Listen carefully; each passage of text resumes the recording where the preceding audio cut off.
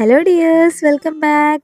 ഇന്ന് ഞാൻ വന്നിട്ടുള്ളത് നമുക്ക് റവ വെച്ച് പെട്ടെന്ന് ചെയ്തെടുക്കാൻ പറ്റുന്ന ഒരു ഹെൽത്തി സ്നാക്കിൻ്റെ റെസിപ്പി ആയിട്ടാണ്. അപ്പോൾ അതിന് വേണ്ടി ഞാൻ കുറച്ച് ഓയിൽ ഒഴിച്ച് അതൊന്ന് ചൂടായി വന്നപ്പോൾ കുറച്ച് കടുക് ഇട്ട് പൊട്ടിച്ചെടുത്തു. ഇനി അതിലേക്ക് 1 ടീസ്പൂൺ കടലപ്പരിപ്പ് ചേർത്തിട്ട് കൊടുത്തിട്ടുണ്ട്.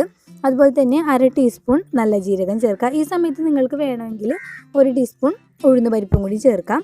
ഇനി ഇതിലേക്ക് ചേർത്ത് കൊടുക്കേണ്ടത് കായത്തിൻ്റെ പൊടിയാണ്. അത് ഒരു നുള്ള് കായത്തിൻ്റെ പൊടിയും കൂടി ചേർത്തിട്ടുണ്ട്. ഇനി നമുക്കിതിലേക്ക് കുറച്ച് കറിവേപ്പിലയും കൂടി ചേർത്ത്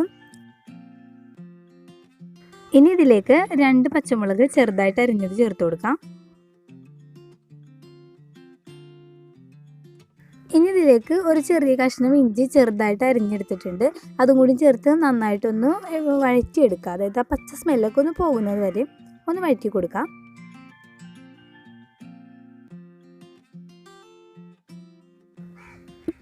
അപ്പോൾ അത് കഴിഞ്ഞപ്പോൾ ഒരു 5 കാഷ്യൂനട്ട് ചെറുതാക്കി നുറുക്കി എടുത്തിട്ടുണ്ട്.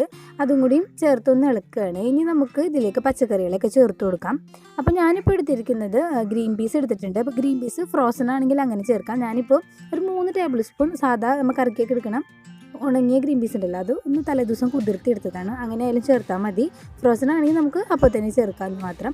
അതുപോലെ തന്നെ ഒരു ചെറിയ ക്യാരറ്റ് ഇതുപോലെ ചെറുതാക്കി അരിഞ്ഞെടുത്തിട്ടുണ്ട്. അതുപോലെ തന്നെ ഒരു ചെറിയ കഷ്ണം ക്യാപ്സിക്കം. അപ്പോൾ അതെല്ലാം നമ്മുടെ ഇഷ്ടത്തിന് ചേർക്കാം. നമുക്ക് ബീൻസ് വേണമെങ്കിൽ അങ്ങനെ ചേർക്കാം. അതുപോലെ സ്വീറ്റ് കോൺ, അങ്ങനെ നമ്മുടെ ഇഷ്ടത്തിന് പച്ചക്കറിയുടെ കാര്യത്തിലൊക്കെ മാറ്റം വരുത്താം.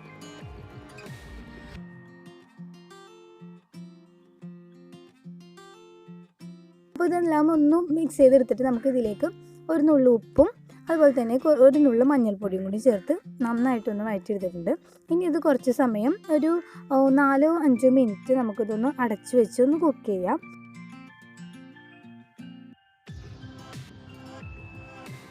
അപ്പോൾ ഇത് ഫ്ലെയിമൊക്കെ കുറച്ച് വെച്ച് നന്നായിട്ടൊന്ന് കുക്കാക്കി എടുക്കുക. അപ്പോൾ ഒരുപാട് വെന്തുടയരുത്, നമ്മളൊന്ന് സോഫ്റ്റായിട്ട് വന്നാൽ മതി. വീണ്ടും ഇത് വേവിക്കാനുള്ളതാണ്. അപ്പോൾ ഇതെല്ലാം നമ്മൾ പറഞ്ഞ ഒരു പാകമായി വന്നിട്ടുണ്ട്. ഇനി നമ്മൾ ഇതിലേക്ക് മെയിൻ ഇൻഗ്രീഡിയൻ്റ് ആയിട്ടുള്ള റവ ചേർത്ത് കൊടുക്കുകയാണ്. അപ്പോൾ 1 കപ്പ് റവയാണ് ഞാൻ ഇതിന് വേണ്ടി എടുത്തിട്ടുള്ളത്.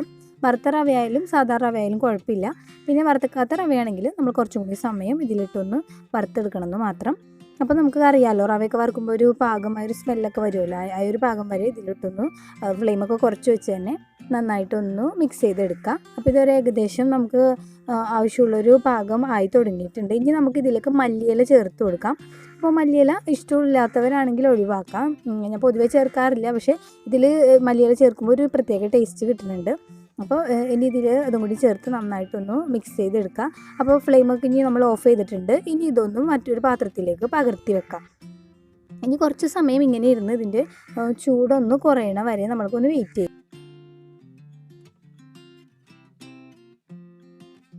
ഇത് അത്യാവശ്യം നന്നായിട്ട് തന്നെ ചൂടൊക്കെ പോയിട്ടുണ്ട്. അപ്പോൾ ഇനി ഇതിലേക്ക് ഞാൻ 1/2 കപ്പ് വെള്ളം ചേർത്ത് കൊടുത്തിട്ടുണ്ട്.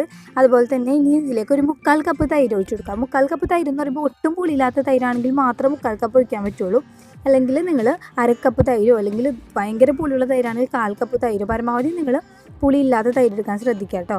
പുളി ഉണ്ടെങ്കിൽ തൈരിൻ്റെ അളവ് കുറച്ചിട്ട് അതിനനുസരിച്ച് വെള്ളത്തിൻ്റെ അളവ് കൂട്ടിയാൽ മതിയാവും. മൊത്തം നമ്മൾ തൈരും വെള്ളവും കൂടി മൊത്തം 1/4 കപ്പ് വെള്ളമാണ് ഇതിൽ ചേർത്തിട്ടുള്ളത്. അപ്പോൾ ഇത് നന്നായിട്ടൊന്ന് മിക്സ് ചെയ്തെടുക്കാം. അപ്പോൾ ഞാൻ നന്നായിട്ട് മിക്സ് ചെയ്തെടുത്തിട്ടുണ്ട്. ഇനി ഞാൻ ഇതിലേക്ക് ഒരു നുള്ളു ബേക്കിംഗ് സോഡയും കൂടി ചേർത്ത് കൊടുക്കുകയാണ്. അതും കൂടി ചേർത്ത് കഴിഞ്ഞാൽ നമുക്കിത് നന്നായിട്ടൊന്ന് മിക്സ് ചെയ്തിട്ട് ഒരു 20 മിനിറ്റ് റെസ്റ്റ് ചെയ്യാൻ വേണ്ടി വെക്കണം. അതിനുശേഷമാണ് നമ്മൾ ഇനി ഇത് കുക്ക് ചെയ്യാൻ പോകുന്നത്.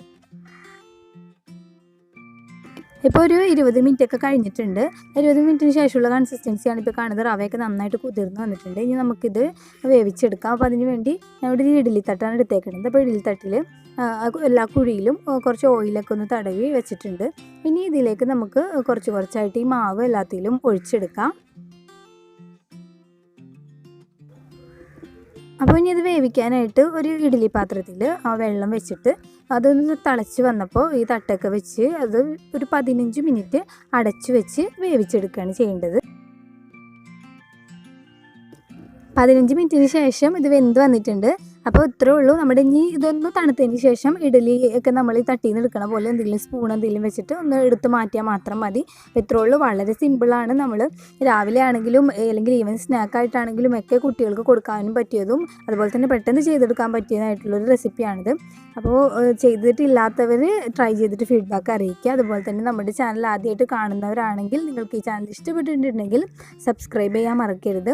അതുപോലെ തന്നെ മറ്റുള്ളവർ ഈ വീഡിയോ കാണണമെന്ന് ആഗ്രഹിക്കുന്നുണ്ടെങ്കിൽ നിങ്ങൾ ഷെയർ ചെയ്യുക. അതുപോലെ തന്നെ ലൈക്ക് ചെയ്യുക. കമൻറ്റ് ചെയ്യാൻ ഒരിക്കലും മടി കാണിക്കരുത്. നിങ്ങളുടെ അഭിപ്രായം എന്ത് തന്നെയാണെങ്കിലും എന്നെ അറിയിക്കുക. അപ്പോൾ ഇനിയും മറ്റൊരു വീഡിയോ ആയിട്ട് കാണാം. അതുവരേക്കും bye bye from Safees home diary.